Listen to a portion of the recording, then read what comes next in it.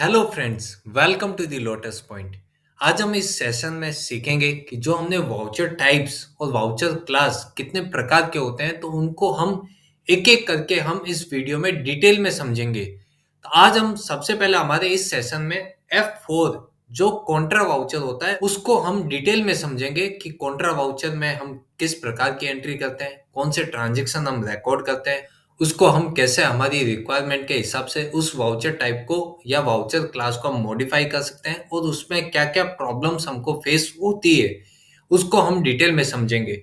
ये पर्टिकुलर जो वीडियो है वो F4 कॉन्ट्रा जो वाउचर टाइप है, जिसमें हमने बेसिकली सारे टॉपिक्स कवर किए हैं विद एग्जांपल। आप इस वीडियो को पूरा देखना तो आप कॉन्ट्रा में कौन से ट्रांजैक्शन रिकॉर्ड होते हैं, कॉन्ट्रा वाउचर को कैसे आप अपने बिजनेस के रिक्वायरमेंट के हिसाब से उसको मॉडिफाई या मैनिपुलेट कर सकते हैं। तो चलिए हम इस वीडियो को शुरू करते हैं।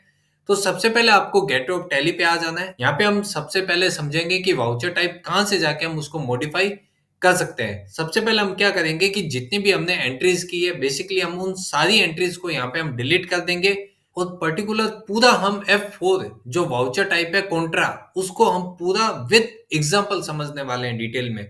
तो सबसे पहले मैंने यहाँ पे सारी एंट्रीज मैंने यहाँ पे डिलीट कर दी है। यहाँ पे अब कोई भी एंट्री बाकी नहीं है। अब हम यहाँ पे F4 जो कॉन्ट्रा वाउचर टाइप है उसको हम डिटेल में समझेंगे। उसमें हम कौन कौन से ट्रांजेक्शन को रिकॉर्ड कर सकते हैं, उसको हम कैसे हम अपनी बिजनेस के रिक्वायरमेंट के हिसाब से उस वाउचर टाइप को मॉडिफाई कर सकते हैं। उसमें क्या प्रॉब्लम्स आपको फेस होने वाली है उसको हम प्रैक्टिकली एग्जांपल के साथ समझेंगे। ये वीडियो को आप अंत तक जरूर देखिए। आप F4 जो वाउचर है कॉन्ट्रा वाउचर, उसके सारे डाउट्स हम यहाँ पे सॉल्व करेंगे। सबसे पहले गेटवे ऑफ टैली पे आ जाते हैं, जहां से हमको जाना है कि वाउचर टाइप मैं कहां से मॉडिफाई कर सकता हूं, उसमें मैं क्या चेंजेस कर सकता हूं। तो उसके लिए सबसे पहले आपको ऑप्शन को यूज करना है अकाउंटिंग इन्फो। उसके अंदर आपको वाउचर टाइप्स और यहाँ पे आप अल्टरेशन आपको देखना है तो आप डिस्प्ले का यूज करेंगे, बट हम यहाँ पे कुछ अल्टरेशन करना चाहते हैं जिससे मैं अपने वाउचर क्लास को अपने बिजनेस के रिक्वायरमेंट के हिसाब से मॉडिफाई कर सकूं। तो सबसे पहले आपको यहाँ पे अल्टर करना है। यहाँ पे हमने बेसिकली जो वाउचर टाइप्स बताए थे कि 8 वाउचर टाइप है जो आपके डेली रूटीन में काम आने वाले हैं, और उन 8 वाउचर क्लास के हम अलग-अलग 8 वीडियो बनाने वाले हैं, जिससे आपके सारे डाउट्स आपके क्लियर हो जाएंगे। आपके अगर उसके बाद भी कुछ डाउट्स बचते हैं तो आप हमें कमेंट सेक्शन में कमेंट कर सकते हैं, हम उसका रिप्लाई आपको जरूर देंगे और आपकी क्वेरी को सॉल्व करेंगे। तो सबसे पहले जो वाउचर टाइप आता है वो है कॉन्ट्रा, जिसका शॉर्टकट की है F4। तो हम जैसे ही कॉन्ट्रा वाउचर पे एंटर देंगे, यह वाउचर टाइप हमारा ओपन हो गया है, जिसको आप अल्टरेशन कर सकते हैं। ऊपर आप देख सकते हैं वाउचर टाइप अल्टरेशन। तो सबसे पहले अगर आप इसका नाम चेंज करना चाहते हैं तो आप उसका नाम चेंज कर सकते हैं, बट हमें इसका नाम नहीं चेंज करना है, मुझे इसका नाम कॉन्ट्रा ही रखना है। तो मैं यहाँ पे कॉन्ट्रा रखूंगा। उसके बाद आता है कि एलियास। एलियास होता है कि अगर आप इस वाउचर को कोई दूसरे नाम से भी देखना चाहते हैं, सपोज आपने कॉन्ट्रा की जगह आपने लिख दिया कैश इन और आउट, कि आप कैश डिपॉजिट और आउट के लिए आप इस बेसिकली वाउचर को यूज करना चाहते हैं, या फिर आप इस एलियास में आप लिख सकते हैं इंटरनल ट्रांसफर, कि आप अगर एक बैंक से दूसरे बैंक में ट्रांसफर करते हैं तो यहाँ पे आप उसका एलियास भी सेट कर सकते हैं। बट हमें इसकी कोई भी जरूरत नहीं है और इससे आपके बिजनेस में कहीं पे भी उसका इफेक्ट नहीं पड़ेगा। तो हम यहाँ पे उसका नाम भी वही रखते हैं और एलियास में हम अभी फिलहाल कुछ नहीं रखते हैं। उसके बाद हम आगे बढ़ते हैं जनरल इंफॉर्मेशन में, कि ये वाउचर टाइप उसका नाम क्या है कॉन्ट्रा, और उसका एब्रिविएशन मतलब आप उसको शॉर्ट नाम किस नाम से बुलाना चाहते हैं। तो यहाँ पे हमने ऐसे ही दे दिया CTRA, कि मतलब ये उसका कॉन्ट्रा का शॉर्ट फॉर्म हो गया है। आप इसको चाहे तो मॉडिफाई भी कर सकते हैं, अदरवाइज आप जैसा पढ़ा है उससे भी कोई इश्यू नहीं आएगा। उसके बाद जो मेन आता है मेथड ऑफ वाउचर नंबरिंग। यहाँ से बेसिकली आपके जो ऑप्शन स्टार्ट होते हैं, जिनको आप बिजनेस के रिक्वायरमेंट के हिसाब से, नेचर के हिसाब से आप यहाँ पे उन नंबर्स को या फिर उन डिटेल्स को मॉडिफाई करके अपनी एंट्रीज को बहुत ज्यादा इफेक्टिव बना सकते हैं। तो चलिए हम शुरू करते हैं। सबसे पहला ऑप्शन आता है मेथड ऑफ वाउचर नंबरिंग। अभी बेसिकली यहाँ पे डिपेंड करता है कि आप जो वाउचर नंबरिंग यूज करते हैं, आपके पास हो सकता है कि बहुत सारी बुक्स हो। सपोज आप कैश बुक यूज करते हैं, आप बैंक बुक यूज करते हैं, तो यहाँ पे आता है कि आप वाउचर का नंबर क्या देना चाहते हैं। सपोज आपके पास कोई कैश बुक है, उसका एक अलग सीरियल नंबर है, तो आप यहाँ पे उसको डिफाइन कर सकते हैं कि मुझे कोई भी सीरियल नंबर नहीं यूज करना है, मेरा जो सीरियल नंबर है 1234 वैसा ऑटोमेटिक आना चाहिए। तो मैंने यहाँ पे यूज किया ऑटोमेटिक।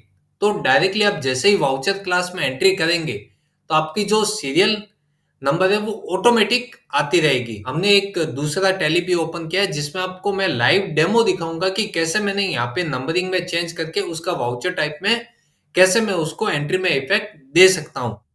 यहाँ पे हमने दूसरा टैली ओपन कर लिया जहां पे आपको लाइव दिखाऊंगा कि कहाँ पे हम चेंजेस करने से उसका इफेक्ट कहाँ कहाँ पे आ रहा है।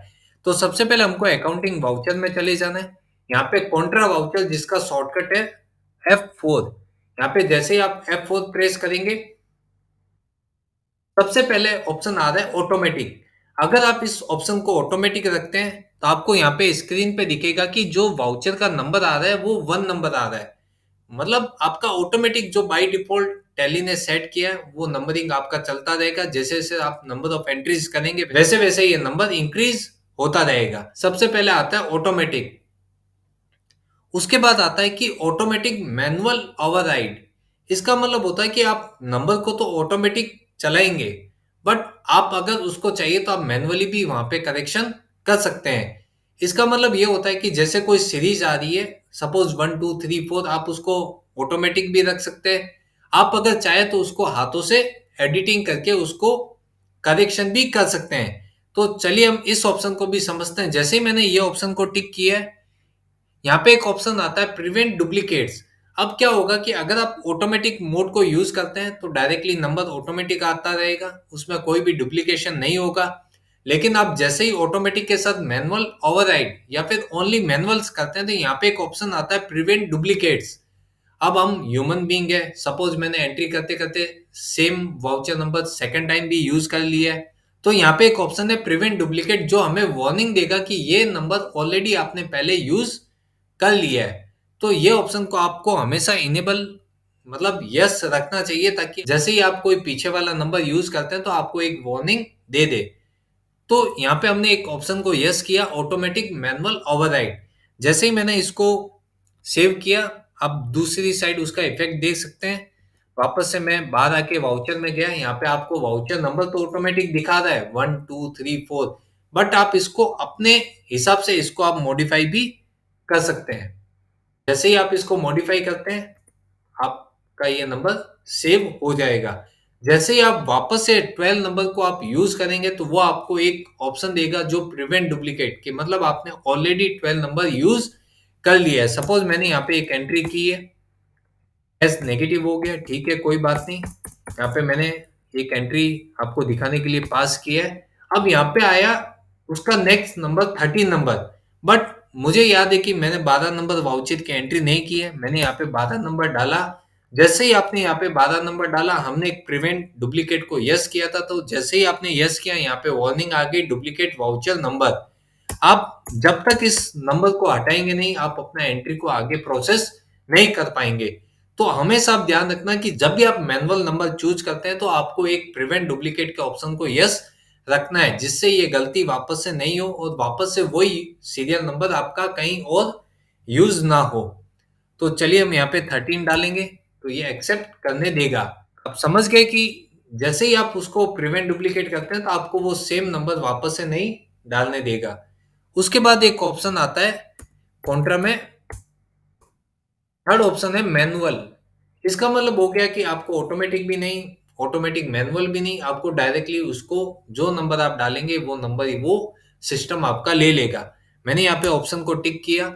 जैसे ही मैंने यहाँ पे प्रिवेंट डुप्लीकेट किया यहाँ पे देखो उसको करेक्शन का ऑप्शन नहीं दे रहा है। ये ऑप्शन आपको जब तक नहीं देगा जब तक आपके वो वाउचर टाइप में कोई ना कोई एंट्री रहेगी तब तक आप यहाँ पे करेक्शन नहीं कर पाएंगे। तो आपको सबसे पहले वो एंट्री को डिलीट कर देना है।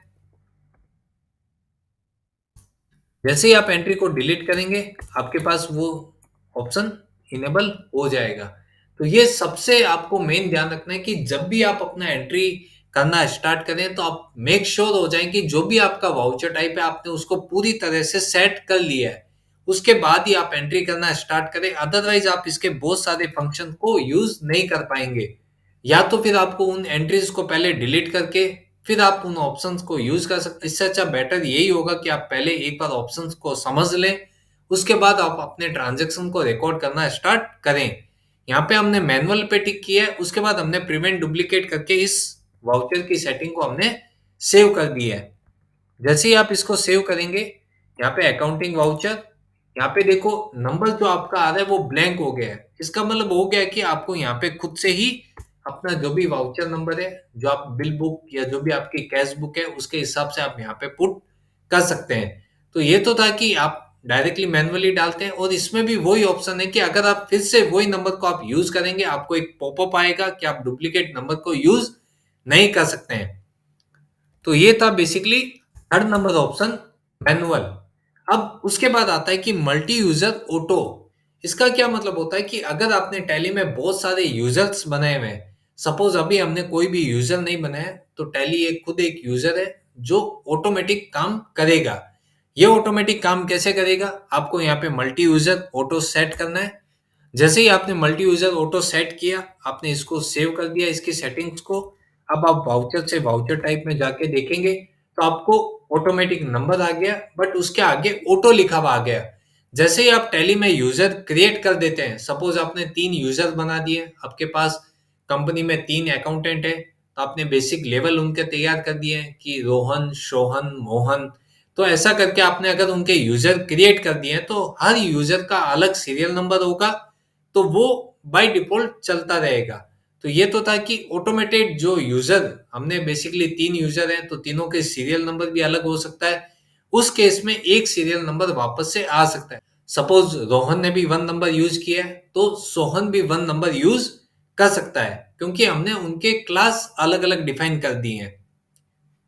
उसके बाद आता है कि यहाँ पे नन, कि अगर आप चाहते हैं कि ये झंझट ही मुझे नहीं चाहिए, मुझे बेसिकली एंट्री से मतलब है, मैंने एंट्री किया, एंट्री को सेव कर दिया है, तो आपको यहाँ पे नन को ऑप्शन को यूज कर देना है। जैसे ही आप नन ऑप्शन को यूज करते हैं, यहाँ पे आपको डायरेक्टली वो ऑप्शन ही हटा देगा। आपको डायरेक्टली एंट्री कर देना है और एंट्री को आपको सेव कर देना है।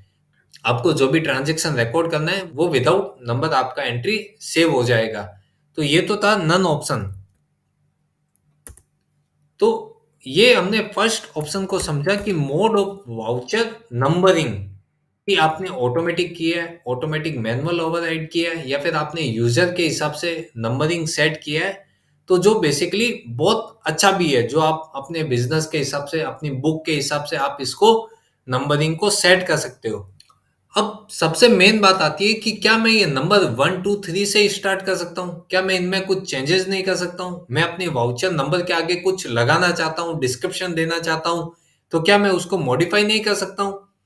तो ये भी टैली ने एक बहुत अच्छा ऑप्शन दिया है कि अगर आप कुछ भी वाउचर नंबरिंग के मेथड को आप यूज करते हैं, सपोज मुझे ऑटोमेटिक नंबर को यूज करना है, मैंने ऑटोमेटिक पे टिक किया कि चलो नंबर तो ऑटोमेटिक आते रहेंगे।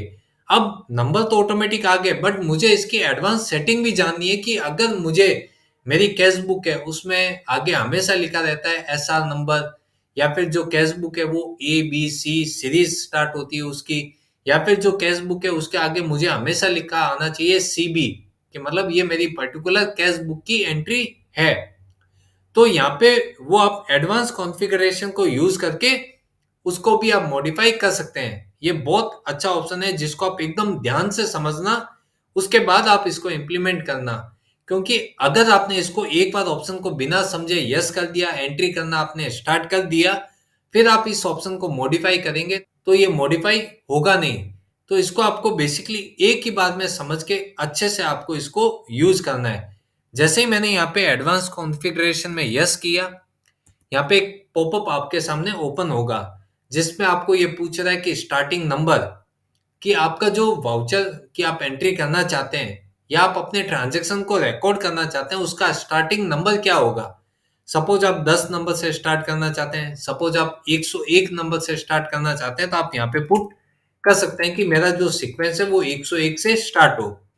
बट जनरली आप हमेशा बिजनेस में ध्यान रखिए कि जब भी आपका नया फाइनेंशियल ईयर स्टार्ट होता है, आपकी सीरीज 1 से ही स्टार्ट होगी। तो आपको ये बहुत अच्छे तरीके से ध्यान रखना है कि यहाँ पे जो स्टार्टिंग नंबर है वो 1 ही आना चाहिए। तो हम यहाँ पे सबसे पहले इसको हटा के 1 कर देते हैं। उसके बाद आता है कि विड्थ ऑफ न्यूमेरिक पार्ट। अब यहाँ पे क्या होता है कि सपोज आपने 1 नंबर लिखा है, तो 1, 2, 3, 4, 5, 6, 7, 8, 9, उसके बाद आपका जो डिजिट है वो 2 डिजिट में कन्वर्ट हो जाएगा 1, 0। तो यहाँ पे ये ऑप्शन कह रहा है कि विड्थ ऑफ न्यूमेरिक पार्ट, कि आपको जो न्यूमेरिक पार्ट है उसकी डिजिट कितनी रखनी है। सपोज 10 के बाद 99 आएगा, उसके बाद 100 जो 3 डिजिट में कन्वर्ट हो जाएगा, वैसे ही 1000 जो 4 डिजिट में कन्वर्ट हो जाएगा। आप यहाँ पे न्यूमेरिकल पार्ट की विड्थ यहाँ पे आप सेट कर सकते हैं। सपोज मैंने यहाँ पे 3 विड्थ सेट की है।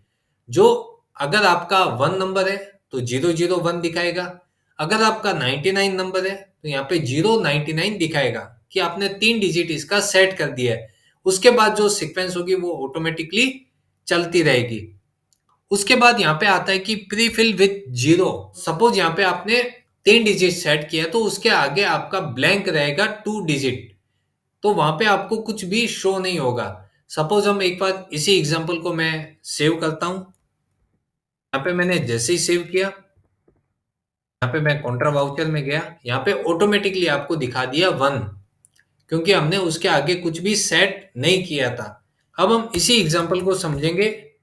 यहाँ पे मैंने 3 डिजिट कर दिया, बट यहाँ पे मैंने कह दिया कि जब तक 3 डिजिट नहीं हो उसके आगे 0 आ जाए, जिससे आपको पता रहे कि मैंने न्यूमेरिक पार्ट कितने सेट किए हैं।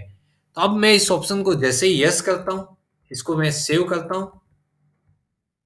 आपको अकाउंटिंग वाउचर में जाना है, तो आप देख सकते हैं कि आपने 3 डिजिट जो सेट किए हैं उसके आगे जितने डिजिट ब्लैंक है वहां पे 00 ऑटोमेटिक आ गया है। जैसे जैसे आप नंबर ऑफ रिकॉर्ड्स एंटर करते रहेंगे, जो 00 हमने दिखा है वो एक एक डिजिट कम होता रहेगा।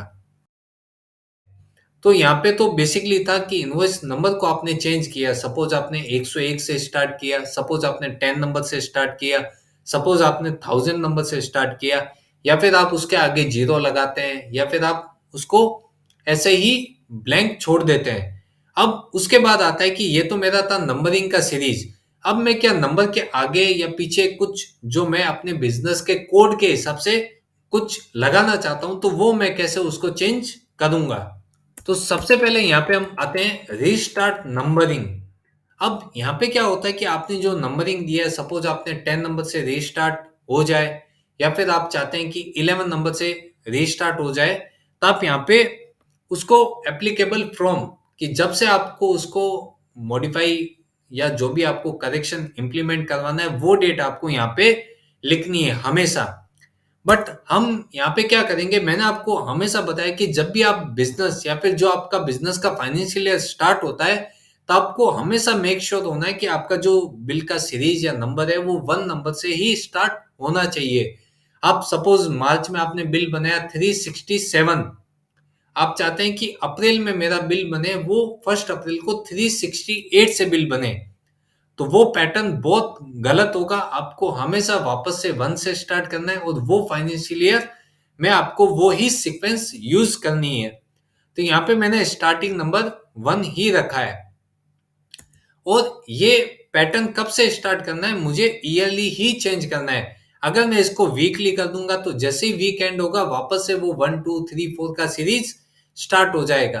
तो मुझे हमेशा अपने बिजनेस जो इंडिया में हम कर रहे हैं, तो उसका जो फाइनेंशियल ईयर है वो 1 अप्रैल से लेकर 31 मार्च का रहता है। तो मैंने इसका पीरियडिसिटी ईयरली सेट कर दी है, कि जैसे ही मेरा ईयर एंड होगा, नेक्स्ट फाइनेंशियल ईयर स्टार्ट होगा, तो उसमें वापस से वो सीरीज 1 नंबर से ऑटोमेटिक आ जाएगी। मुझे इसके लिए उसको याद रखने की जरूरत नहीं है, या फिर मुझे कोई भी तरह का इंस्ट्रक्शन मेरे अकाउंटेंट को देने की जरूरत नहीं है। वो बाय डिफॉल्ट 1 नंबर से बिल बनने शुरू हो जाएंगे।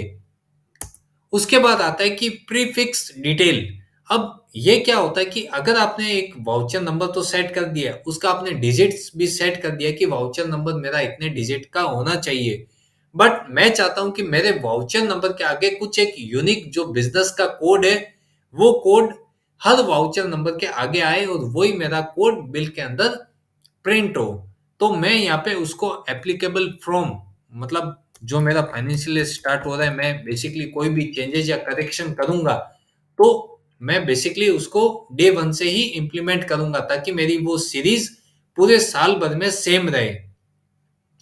तो मैंने यहाँ पे दिया उसको एप्लीकेबल फ्रॉम 1 अप्रैल। अब यहाँ पे ये कह रहा है कि कौन सा कोड या कौन सा वर्ड आप अपने न्यूमेरिकल पार्ट के आगे यूज करना चाहते हैं। तो सपोज मेरा जो कंपनी का नाम था वो एबीसी कॉर्पोरेशन है, तो मैं यहाँ पे चाहता हूँ कि मेरे जितने भी बिल है उसमें एक यूनिक कोड एबीसी वो सेट रहे। उसके बाद जो बिल का नंबर है वो आता रहे। ये उस केस में भी हो सकता है, सपोज मेरी 3 कंपनीज है जिसका नाम एबीसी है या फिर एक्स वाई जेड है या पी क्यू आर है। तो मैं पर्टिकुलर चाहता हूं कि मैं भी ध्यान रखूं कि ये मेरा बिल का जो सीरीज है वो एबीसी बिल का या एबीसी कंपनी से बिलोंग करता है, कहीं वो मिस मैच नहीं हो जाए, कोई दूसरी कंपनी में वो बिल गलती से नहीं चला जाए। तो मैं एक चाहता हूं कि एक यूनिक कोड है एबीसी वो मेरे हर बिल के ऊपर हर वाउचर नंबर के आगे प्रिंट होके आए। तो मैंने यहाँ पे यूज किया प्रीफिक्स में एबीसी और यहाँ पे मैं लगा दूंगा स्लैश। आपका जो नंबर है वो स्लैश के बाद स्टार्ट हो जाए। इसको मैंने यहाँ पे एंटर देके सेव किया। अब यहाँ पे आता है कि सफिक्स। अब ये बेसिकली आप इसको यूज कर भी सकते हैं, आपको नई रिक्वायरमेंट है तो आप नहीं भी यूज कर सकते हैं। ये कब ऑप्शन काम में आता है कि आपने एक आगे का तो कोड दे दिया, अब आप चाहते हैं कि मेरे बिल के पीछे भी कुछ एक सीक्वेंस है या कुछ सीरीज है वो मैं चाहता हूं कि आए, तो उसको आप यहाँ पे सेट कर सकते हैं। बट ये ऑप्शन इतना इम्पोर्टेंट नहीं है, अगर आप इस ऑप्शन को नहीं भी सेट करेंगे तो भी कोई इश्यू नहीं आएगा। तो बट आप फिर भी चाहते हैं, मैं आपको एक एग्जांपल देके बताता हूं क्योंकि बहुत सारी कंपनीज में कहीं पे रिक्वायरमेंट हो तो आप उस हिसाब से यहाँ पे सफिक्स सेट कर सकते हैं। तो इसका भी वही पैटर्न होगा, मैंने यहाँ पे 1 अप्रैल डाल दिया। अब मैं चाहता हूँ कि जो सफिक्स आए वो स्लैश आए पहले, कि जो भी न्यूमेरिकल पार्ट मेरा इनवॉइस का नंबर है वो वहीं तक स्टॉप हो जाए। उसके बाद जो मैं यहाँ पे प्रिंट करवाना चाहता हूँ, सपोज मेरा जो भी फाइनेंशियल ईयर है मैं यहाँ पे प्रिंट करना चाहता हूँ कि वो हमेशा बिल के पीछे दिखे, ताकि मैं अपने ईयरली जो मेरे रिकॉर्ड्स है उसको मैं अलग अलग कर सकूं कि ये रिकॉर्ड्स कौन से फाइनेंशियल ईयर से बिलोंग करते हैं। ये चीज को आप प्रीफिक्स में भी यूज कर सकते हैं। बट अभी हम इसको अलग अलग करके देखते हैं कि प्रीफिक्स में मैंने अपना एक यूनिक कोड दिया है और सफिक्स में मैंने फाइनेंशियल ईयर को पुट किया है। यहाँ पे मैं जैसे ही इस सेटिंग्स को मैं सेव करूंगा तो मैं दूसरे टैली में आके देखूंगा, जैसे ही मैंने वाउचर क्लास सेलेक्ट किया है तो आप देख सकते हैं कि जो प्रीफिक्स हमने एबीसी दिया है, आपका एक यूनिक कोड है, वो हर बिल के आगे आपका प्रिंट होके आएगा। आपकी सीरीज चेंज होती रहेगी 1 2 3 4, बट वो प्रीफिक्स मतलब हमने उसको फिक्स कर दिया है। प्रीफिक्स मतलब इनवॉइस नंबर के आगे हमने उसको कोड को सेट कर दिया, अब हर बिल में वो आता ही रहेगा। ये ऑटोमेटिक आता रहेगा, आपके इनवॉइस नंबर जैसे जैसे चेंज होता रहेगा ये फिक्स ही रहेगा। अब हमने उसके बाद में 3 डिजिट सेट किए थे तो 001 आपका इनवॉइस नंबर आ गया। उसके बाद हमने दोनों इनवॉइस के आगे और पीछे स्लैश दिया था ताकि वो पर्टिकुलर वो डिफाइन करे कि ये मेरा बीच वाला जो नंबर है वो मेरी सीक्वेंस या मेरी इनवॉइस की जो सीरीज है उसको शो कर रहा है। अब उसके बाद हमने सफिक्स दिया कि मतलब मेरा जो पार्ट है वो फिक्स हो जाए, मतलब इनवॉइस नंबर के बाद मुझे कुछ फिक्स करना है। सपोज मैंने फाइनेंशियल ईयर को फिक्स कर दिया है तो यहाँ पे 2023-24 ये फिक्स हो जाएगा। अब आपका यहाँ पे इनवॉइस नंबर हर बार चेंज होगा। सपोज मैंने कोई एंट्री की है आपको बताने के लिए, ये जैसे ही मैं इस एंट्री को सेव करूंगा आप देख सकते हैं कि आपका इनवॉइस नंबर चेंज हो गया, बट आपका जो प्रीफिक्स जो यूनिक कोड है वो वहीं पे है। आपका जो सफिक्स जो आपने फाइनेंशियल ईयर सेट किया वो वहीं पे सेट है। आपका इनवॉइस नंबर 1 का 2 हो गया है। तो ये ऑप्शन था कि प्रीफिक्स और सफिक्स आप कैसे उसको यूज कर सकते हैं। अब मैंने आपको ये भी बताया था कि सफिक्स सपोज आप फाइनेंशियल ईयर यूज कर रहे हैं तो आपको उसको सफिक्स में भी देने की जरूरत नहीं है, आप उसको प्रीफिक्स ही सेट कर सकते हैं। तो वो आप कैसे सेट करेंगे, तो सबसे पहले मैंने जो एंट्री पास की है उसको मैं रिमूव कर देता हूं। अब यहाँ पे मैं देखूंगा जो मैंने प्रीफिक्स में यूनिक कोड दिया है इसको आप कितना भी लंबा कर सकते हैं, इसको आप अपने हिसाब से मॉडिफाई कर सकते हैं। यहाँ पे मैं चाहता हूं कि जो मैंने सफिक्स का पोर्शन दिया है जो मेरा फाइनेंशियल ईयर ही है तो वो मैं चाहता हूं कि वो मेरे न्यूमेरिकल जो इनवॉइस नंबर है उसके पहले ही दिखे, ताकि मेरा एक इनवॉइस नंबर पीछे अलग से रिप्रेजेंट हो, ताकि किसी को डाउट नहीं हो या किसी को इनवॉइस नंबर फाइंड आउट करने में कोई तकलीफ नहीं हो। तो यहाँ पे मैं सबसे पहले प्रीफिक्स मैंने डाला ABC स्लैश, यहाँ पे मैं चाहता हूँ कि जो फाइनेंशियल ईयर है वो मैं यहाँ पे ही शो कर दूं। उसके बाद वापस से मैंने स्लैश लगाया ताकि वो आइडेंटिफाई करे कि यहाँ से मेरा इनवॉइस का सीरीज स्टार्ट हो रहा है। उसके बाद यहाँ पे मैं चाहता हूँ तो सफिक्स को हटा सकता हूँ। अदरवाइज आप चाहते हैं कि यहाँ पे कुछ और ऑप्शन हो वो प्रिंट हो, तो आप यहाँ पे उस ऑप्शन को भी या वो पर्टिकुलर डिटेल को आप यहाँ पे फिल कर सकते हैं। सपोज आप यहाँ पे कोई कंपनी का नाम, कंपनी का कोई आइडेंटिफिकेशन या कोई भी चीज आप यहाँ पे शो करना चाहते हैं, तो आप उस चीज को आप यहाँ पे टाइप कर सकते हैं। सपोज मैंने यहाँ पे लिखा कॉर्पोरेशन, जो मेरा कंपनी है ABC मैंने आगे यूज किया, कॉर्पोरेशन का कॉर्प मैंने पीछे यूज किया। ये जस्ट मैं आपको सिखाने के लिए दिखा रहा हूं ताकि आपको इन सब चीजों का काम पे सही तरीके से आप इसको यूज करके एक आप अपने अकाउंटिंग के काम को और बेहतर बना सकते हैं। आप कहीं पे भी अकाउंटिंग का जॉब करते हैं, आप उनको ये फीचर्स यूज करके उनको अपने ओनर्स को या जो भी आप जहाँ पे आप काम कर रहे हैं उनके पार्टनर्स को आप दिखाएंगे, तो उनको भी आपकी वैल्यू होगी कि हाँ, आप पर्टिकुलर एक बेसिक अकाउंटिंग ही नहीं कर रहे हैं, बट आप उसको एक एडवांस लेवल पे ले जाके उनके फॉर्मेट्स को भी आप बहुत यूनिक तरीके से रिप्रेजेंट करेंगे। वापस वाउचर क्लास के अंदर जाऊंगा तो यहाँ पे आप देख सकते हैं कि जो ABC है वो मेरा यूनिक कोड है, और 2023-24 जो मेरा फाइनेंशियल ईयर था जिसको मैंने पहले सफिक्स में यूज किया था, बट अभी मैं उसको प्रीफिक्स ही रख रहा हूँ। तो आप इस प्रकार से अपने बिल के जो नंबर है उसके आप सेटिंग्स को आप चेंज कर सकते हैं, उसको मॉडिफाई अपने बिजनेस के रिकॉर्ड्स के हिसाब से आप कन्वर्ट कर सकते हैं, उसके हिसाब से आप यहाँ पे मैनिपुलेट कर सकते हैं। तो ये तो था कि जो वाउचर नंबर का जो सीरीज है उसमें आप कैसे उसको मैनिपुलेट कर सकते हैं, जो वाउचर या बिल है उसको आप कैसे और ज्यादा यूनिक बना सकते हो। तो हम सबसे पहले आके उसको वापस से रीमॉडिफाई करते हैं। यहाँ पे मैंने जो बिट ऑफ न्यूमेरिकल पार्ट है उसको मैंने 0 रख दिया है कि वो जैसे जैसे इनवॉइस नंबर आएगा वैसे वैसे इसकी सीक्वेंस बढ़ती रहेगी। अब मैंने यहाँ पे इन सब ऑप्शंस को हटा दिया है। यहाँ पे मैंने केवल अपना कंपनी का नाम है जो बेसिकली वही मैंने यहाँ पे रखा है, बस उसके आगे इनवॉइस नंबर आता रहेगा, इसकी मुझे यहाँ पे अभी फिलहाल जरूरत नहीं है। अब ये तो था कि बेसिक जो वाउचर का नंबरिंग उसको आप कैसे इनवॉइस नंबर को रिप्रेजेंट करके अपने इनवॉइस को यूनिक बना सकते हैं, वो मेथड यहाँ पे था। अब हम नेक्स्ट टॉपिक की ओर बढ़ते हैं जिसमें आपने नंबरिंग तो सेट कर लिया, उसका आपने यूनिक कोड भी सेट कर लिया, बट आप कोई भी ट्रांजैक्शन को रिकॉर्ड करते हैं तो उसको आप मोर डिटेल के साथ आप रिकॉर्ड कर सकते हैं, उसको और ज्यादा इफेक्टिवली बना सकते हैं। जैसे ही आप प्रिंट करेंगे तो उसमें हो सकता है कि आपकी वो भी डिटेल आप ऐड करने से आपका जो सामने वाला वेंडर या कस्टमर या जिस किसी को भी आप उसकी कॉपी दे रहे हैं तो वो उस डिटेल को वहीं से देख के समझ सकता है। जो आपके इनवॉइस को मोर इफेक्टिवली बनाता है वो सब डिटेल्स को हम यहाँ पे समझते हैं, जिसमें सबसे पहला ऑप्शन आता है कि use effective date for vouchers. यहाँ पे आता है कि कोई भी आप वाउचर की पर्टिकुलर आप एंट्री करते हैं तो यहाँ पे उसकी डेट आती है, जहाँ पे आप वाउचर की डेट डालते हैं कि मतलब वो ट्रांजेक्शन कौन सी डेट को रिकॉर्ड हुआ है। बट यहाँ पे एक दूसरा ऑप्शन आता है कि इफेक्टिवली डेट, कि सपोज मैंने वो वाउचर की एंट्री तो मैंने 1 तारीख को कर दी है, लेकिन उसका जो बिजनेस पे इफेक्ट आना चाहिए वो 2 तारीख को आना चाहिए, या फिर जो मैं पर्टिकुलर डेट डालता हूँ वो डेट को वो इफेक्ट होना चाहिए। तो इसके लिए आपको ये ऑप्शन को यस कर देना है। जैसे ही आप इस ऑप्शन को यस करते हैं, आप यहाँ पे जैसे ही अपनी डेट की सेटिंग को चेंज करते हैं, यहाँ पे आप जैसे ही वाउचर क्लास में जाके F2 करते हैं तो यहाँ पे आपका जो डेट ऑफ वाउचर है वो भी आ रहा है कि आपने जो डेट ऑफ वाउचर जो आपने ट्रांजेक्शन किया पर्टिकुलर कौन सी डेट में आपको रिकॉर्ड करना है। उसके बाद आता है कि इफेक्टिव डेट, कि मुझे वो वाउचर डेट कौन सी डेट से बिजनेस में इफेक्ट करे, वो डेट आप यहाँ पे पुट कर सकते हैं। आपको लगता है कि ये डेट बहुत सारे केसेस में सेम ही रहता है तो आप इस ऑप्शन को सेम ही रख सकते हैं।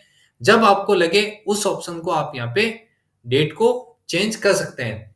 और अगर आपको लगे कि नहीं मैंने वही डेट पे ट्रांजेक्शन अपने रिकॉर्ड किए हैं तो आप इस ऑप्शन को नो भी रख सकते हैं। ये आपके बिज़नेस के या आपके काम के हिसाब से डिपेंड करेगा कि आपको इस ऑप्शन को इनेबल रखना है या फिर आपको डिसेबल कर देना है। तो हमने अभी फ़िलहाल इस ऑप्शन को यस रखा है। उसके बाद एक ऑप्शन आता है कि make this voucher type as optional by default. अब यहाँ पे ये क्या कह रहा है कि जैसे ही आप उस एंट्री को सेव करेंगे, उस एंट्री के इफ़ेक्ट आपके 2 जगह जाएँगे। सबसे पहले उसका इफ़ेक्ट आएगा प्रॉफ़िट एंड लॉस अकाउंट में, दूसरा इफ़ेक्ट आएगा उसका बैलेंस शीट में। यहाँ पे जो वर्ड यूज़ हुआ है ऑप्शनल, ऑप्शनल एक वाउचर टाइप है। आप पर्टिकुलर कोई भी वाउचर टाइप में अपना कोई ट्रांज़ैक्शन रिकॉर्ड करते हैं, जैसे ही आप उस वाउचर टाइप को सेव कर देते हैं या अपने ट्रांज़ैक्शन को आप जैसे ही सेव कर देते हैं, तो उसका इफ़ेक्ट ऑटोमैटिकली फाइनेंशियल स्टेटमेंट में चला जाता है। बट अगर आप चाहते हैं कि उसका इफ़ेक्ट कहीं पे भी नहीं जाए, बट वो केवल मुझे याद रखने के लिए है, अपना रिकॉर्ड कहीं पे सेव करके रखना है उसके लिए है, या फिर जब तक आपको ऊपर से ऑर्डर नहीं आ जाए, जब तक आपको इस एंट्री की ऑथोरिटी नहीं मिल जाए, या फिर जब तक ये एक्सपेंस या पर्टिकुलर जो भी एंट्री है उसका अप्रूवल नहीं मिल जाए, तब तक आपको उसको उसका इफेक्ट नहीं देना है। तो आप इस ऑप्शन को यस कर सकते हैं। ये ऑप्शन को आप जैसे ही यस करेंगे, आप भले इसमें कितनी भी एंट्री कर लेंगे, उसका इफेक्ट आपके फाइनेंशियल स्टेटमेंट में नहीं पड़ेगा। तो ये ऑप्शन को हम कैसे यस करेंगे और उसका क्या इफेक्ट आएगा, वो हम यहाँ पे समझेंगे। तो मैंने ये ऑप्शन को यस किया है और इसकी सेटिंग को मैंने सेव कर दिया है।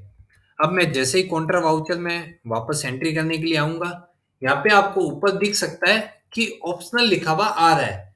बाय डिफ़ॉल्ट ऑप्शनल आ गया है, यानी आप जो भी इसमें एंट्री करेंगे उसका इफ़ेक्ट ना तो आपके प्रॉफ़िट एंड लॉस अकाउंट में जाएगा, ना आपका उसका इफ़ेक्ट बैलेंस शीट में कहीं पे आएगा।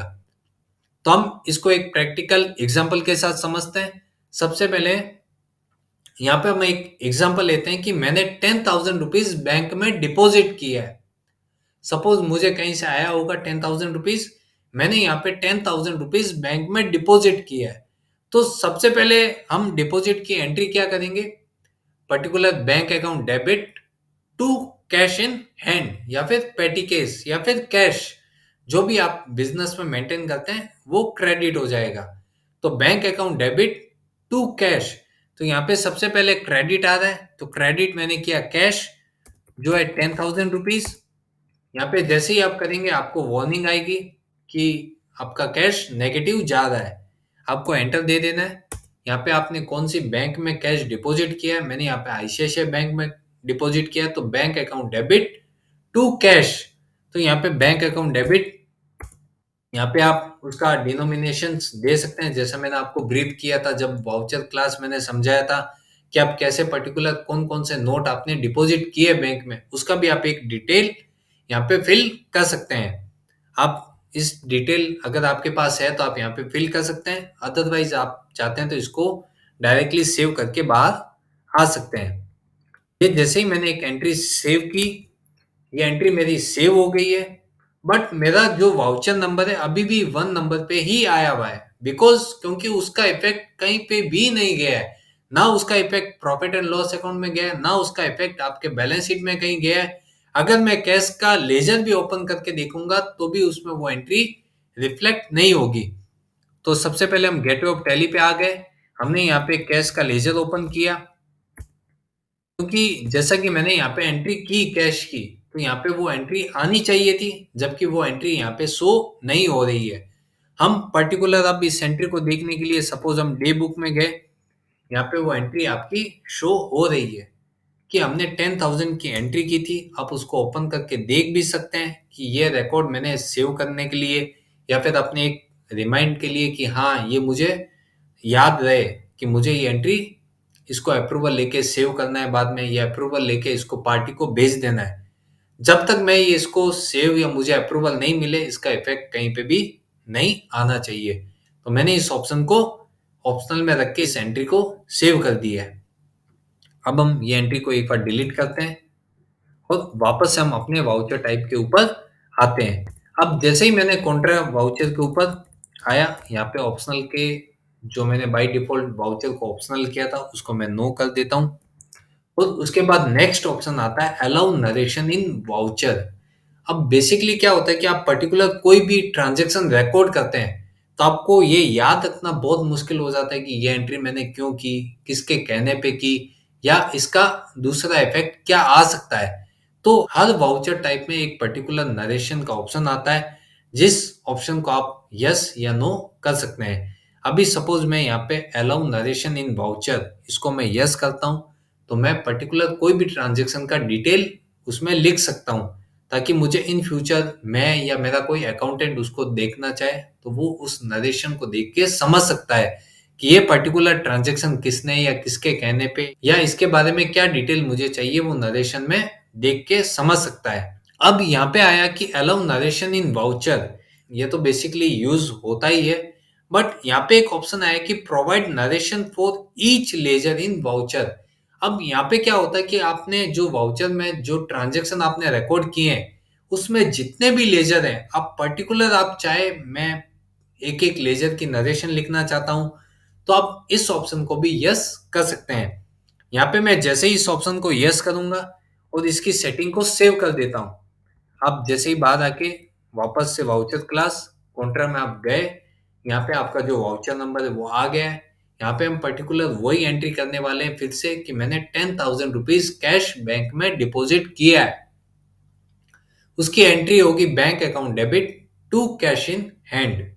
तो यहाँ पे सबसे पहले क्रेडिट आ रहा है, तो मैंने कैश इन हैंड को क्रेडिट किया 10,000 रुपीज़। अब यहाँ पे जो वार्निंग आ रही है उसको आप हटा सकते हैं। अब यहाँ पे पर्टिकुलर पहले ही ऑप्शन नहीं आता था नरेशन का।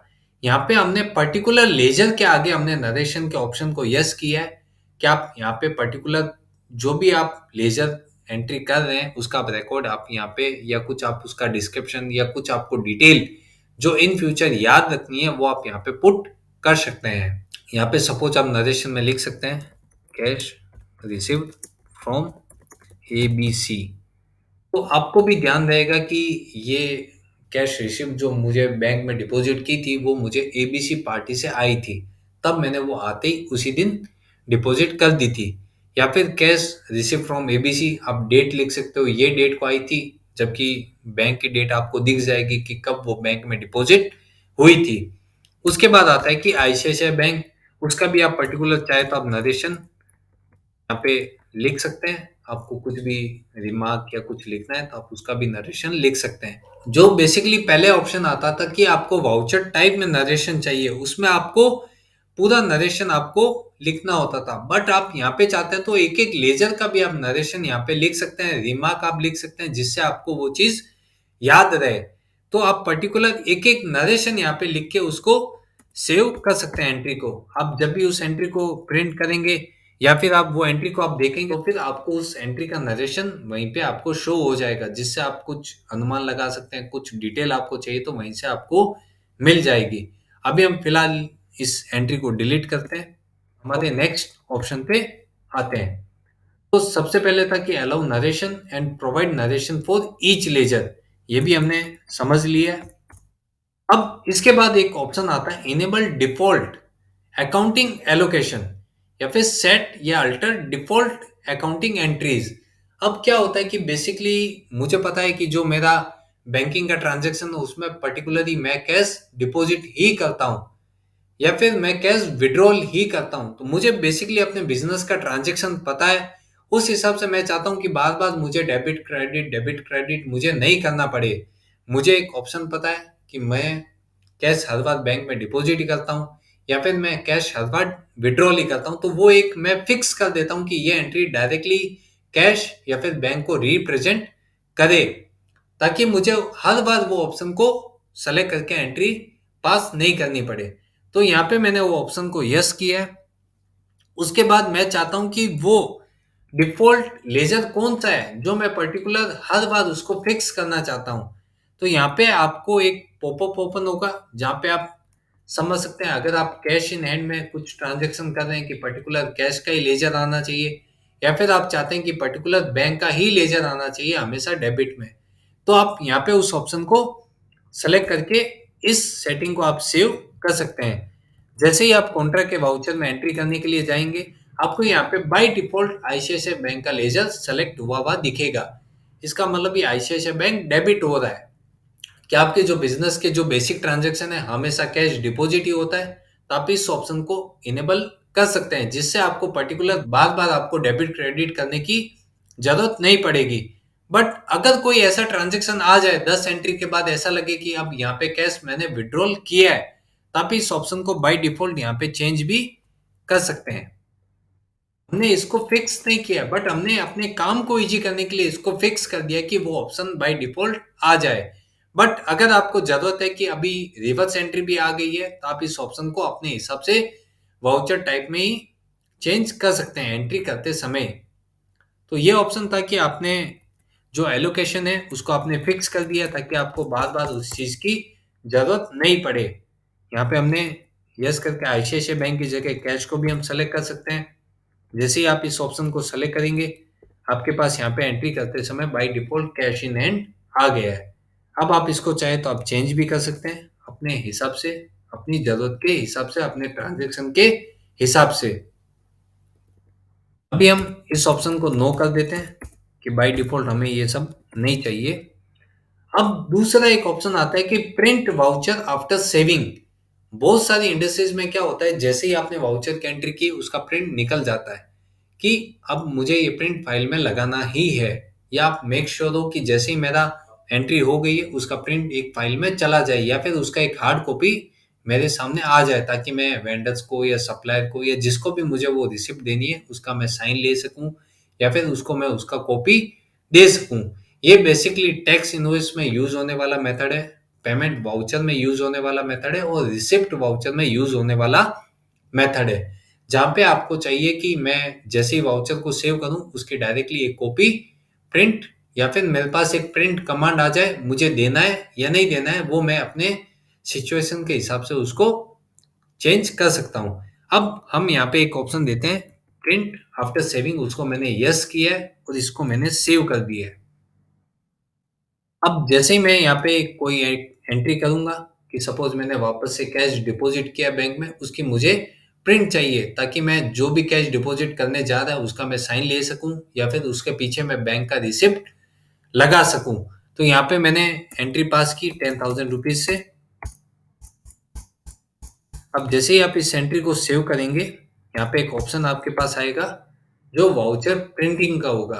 अगर आपका डायरेक्टली प्रिंटर कनेक्ट है तो यहाँ पे वो प्रिंटर का ऑप्शन आ जाएगा, आप इसको यस करेंगे तो आपका प्रिंट निकल जाएगा। अगर आप चाहते हैं कि ये ऑप्शन आए तो सब में, जहाँ पे मुझे जरूरत होगी वहां पे मैं प्रिंट कमांड दूंगा, जहाँ पे नहीं जरूरत होगी वहां पे मैं इस ऑप्शन को नो कर दूंगा, तो वहां पे वो प्रिंट आपका नहीं निकलेगा।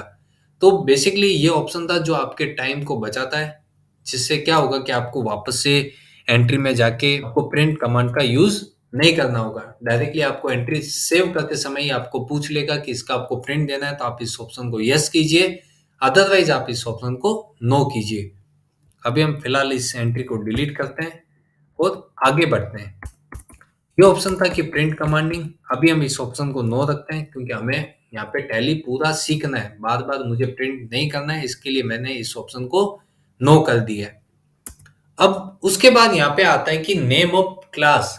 अब ये सबसे इंपॉर्टेंट है कि अभी मैंने जो कोई पर्टिकुलर एक कोई वाउचर टाइप में मैंने एंट्री करना स्टार्ट किया, तो वहां पे हो सकता है कि मेरे पर्टिकुलर वाउचर टाइप या पर्टिकुलर वाउचर टाइप में ऐसे ट्रांजेक्शन है जो 3 या 4 चीजों को इफेक्ट करता हो। सपोज मैं सेल भी कर रहा हूं तो मुझे सेल करते समय 5% का भी ऑप्शन आना चाहिए, 12% का ऑप्शन आना चाहिए, 18% का ऑप्शन आना चाहिए, वो मैं एक क्लास बना सकूं। सपोज मैं कोई पेमेंट वाउचर में एंट्री कर रहा हूं या पेमेंट का कोई ट्रांजेक्शन में रिकॉर्ड कर रहा हूं तो उसमें कैश या बैंक का ऑप्शन आना चाहिए, या हो सकता है कि कुछ अदर ऑप्शन अगर मैं चाहता हूं तो वो ऑप्शन आना चाहिए। तो उसके लिए हम यहाँ पे एक क्लास क्रिएट करते हैं जिससे मुझे वो इजीली वो काम मैं कर सकता हूँ। जैसे ही मुझे पर्टिकुलर पता है कि ये ट्रांजेक्शन इस क्लास से बिलोंग करता है, वो क्लास मैंने सेलेक्ट की और एंट्री में बहुत इजी तरीके से एकदम कुछ सेकंडों में कर पाऊंगा।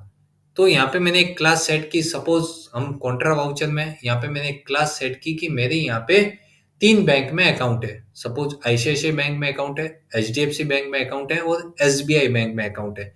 मैं एंट्री करते समय डायरेक्टली मुझे पता है कि अभी मैं एचडीएफसी बैंक का एंट्री कर रहा हूँ, तो मैं पर्टिकुलर वो ही वाउचर क्लास को सेलेक्ट करूं ताकि कोई मिस्टेक नहीं हो, directly entry HDFC bank account में सेव होती रहे। तो यहाँ पे हमारे पास एक ऑप्शन है आईसीआईसीआई बैंक। तो मैंने यहाँ पे एक क्लास क्रिएट की आईसीआईसीआई बैंक। यहाँ पे मैं जैसे ही क्लास को क्रिएट करूंगा, यहाँ पे वो कुछ ऑप्शंस पूछेगा कि वो क्लास में आपको कौन कौन से लेजर शो होने चाहिए या फिर कौन से लेजर नहीं शो होने चाहिए। तो मैं यहाँ पे एक्सक्लूड दीज ग्रुप्स, यहाँ पे मुझे कुछ भी नहीं करना है। मैं चाहता हूँ कि सब एंट्रीज वहां पे दिखे या सब जो लेजर उस वाउचर टाइप से रिलेटेड है वो वहां पे शो हो। तो मैं यहाँ पे अभी यहाँ पे कुछ पर्टिकुलर फिक्स नहीं कर रहा हूँ।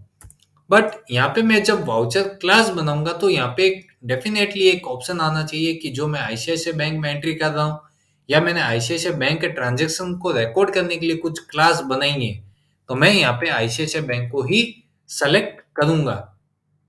यहाँ पे आप जैसे इसको सेलेक्ट करके सेव करेंगे, आप वाउचर टाइप में एंट्री करने जाएंगे, अकाउंटिंग वाउचर, आप डायरेक्टली जाएंगे तो यहाँ पे आपको कोई भी पर्टिकुलर क्लास नहीं दिखेगा।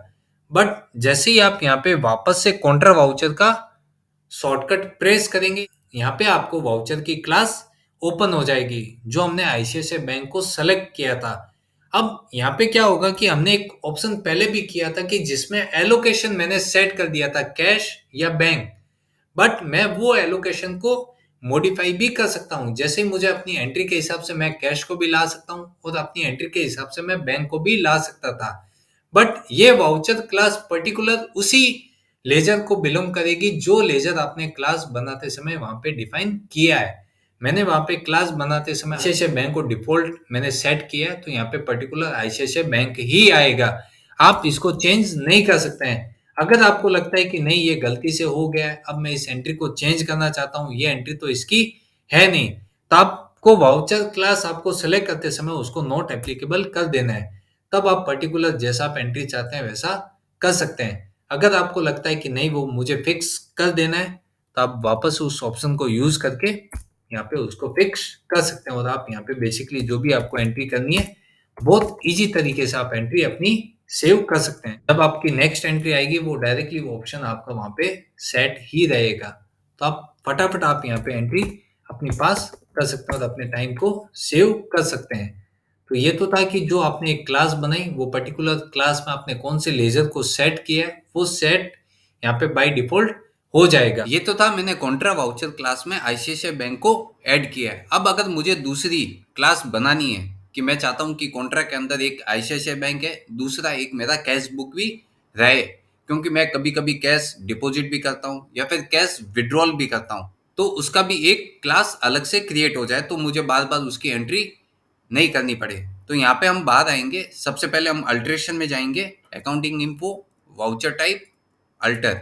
यहाँ पे हम कॉन्ट्रा, यहाँ पे आपने जो क्लास बनाई है आईसीआईसीआई बैंक, इसके नीचे हम दूसरी क्लास बना देंगे कैश बुक। इसके अंदर आपको कैश का लेजर सेलेक्ट कर लेना है और इसको सेव कर देना है। आप जैसे ही वाउचर क्लास में आएंगे, यहाँ पे F4 आप जैसे ही प्रेस करेंगे, यहाँ पे आपको कैश बुक और आईसीआईसीआई बैंक आपको दोनों क्लास यहाँ पे शो होगी। आप जैसे ही कैश बुक पे टिक करेंगे, आप अपनी कैश की एंट्री यहाँ पे पास कर सकते हैं। सपोज हमने आईसीआईसीआई बैंक से 10,000 रुपीज विड्रॉल किया है, तो यहाँ पे कैश ऊपर आ गया, नीचे आईसीआईसीआई बैंक आपने 10,000 विड्रॉल किया है। आप यहाँ पे चेक नंबर या जो भी आपने एटीएम से विड्रॉल किया है तो यहाँ पे आप लिख सकते हैं कि एटीएम विड्रॉल, और अगर आपने बाई चेक आपने विड्रॉल किया है तो यहाँ पे आप चेक नंबर लिख सकते हैं। ऐसे आप अपनी एंट्री को सेव कर सकते हैं। ये भी आपका बहुत इजी हो गया। आपने जैसे ही F4 प्रेस किया, यहाँ पे कैश बुक, बैंक बुक दोनों आपके लिए आ गया है। अगर आपको लगता है कि इसके अल्टरनेट, अगर मुझे कैश बुक से पेटी कैश में ट्रांसफर करना है या फिर मेरा कोई दूसरा बैंक ऐड हो गया उसको मेरे को ऐड करना है, या फिर आपको लगता है कि दोनों ही ट्रांजेक्शन नहीं है, तो आप यहाँ पे नॉट एप्लीकेबल करके अपना खुद का ट्रांजेक्शन आप सेलेक्ट कर सकते हैं। ये तो था हमने कॉन्ट्रा वाउचर को एकदम डिटेल में समझा है, एक एक चीज आपको एक्सप्लेन की है। अब आप इसका प्रैक्टिस करेंगे तो आपको कुछ क्वेरीज आएगी, कहीं पे ये चीज हो सकता है कि मेरे से नहीं हो पा रहा है, तो आप कमेंट बॉक्स में हमें कमेंट कीजिए। आपके जो भी कंफ्यूजन होंगे या कुछ क्वेरीज होगी तो उनको हम जरूर सॉल्व करने की कोशिश करेंगे। ये अगर वीडियो आपको अच्छा लगा हो तो आप इसको लाइक करें, हमारे चैनल को सब्सक्राइब करें और ये वीडियो अधिक से अधिक लोगों तक पहुंचाएं ताकि सब लोग इसका बेनिफिट ले सकते हैं। हम हमारे नेक्स्ट वीडियो में इसका अगला पार्ट जो पेमेंट वाउचर के रिलेटेड है उसके ऊपर हम डिटेल वीडियो बनाएंगे। हमने हमारी शॉर्ट वीडियोस जितने भी वाउचर क्लास है उनको हमने समझा था। अगर आपको वो वीडियो भी देखना है तो उसका लिंक भी हमने हमारे डिस्क्रिप्शन में दे दिया है। आप वहाँ से वाउचर क्लास को शॉर्ट में समझ सकते हैं। और यहाँ पे हम डिटेल में इसके लिए समझते हैं कि ताकि हम अपने बिजनेस को या हम हमारे काम को और अधिक बेहतर बना सकें, आसान बना सकें, उसके लिए हम एक एक फंक्शन को समझ रहे हैं। वीडियो अच्छा लगे तो इसको लाइक शेयर एंड सब्सक्राइब करें। Thank you.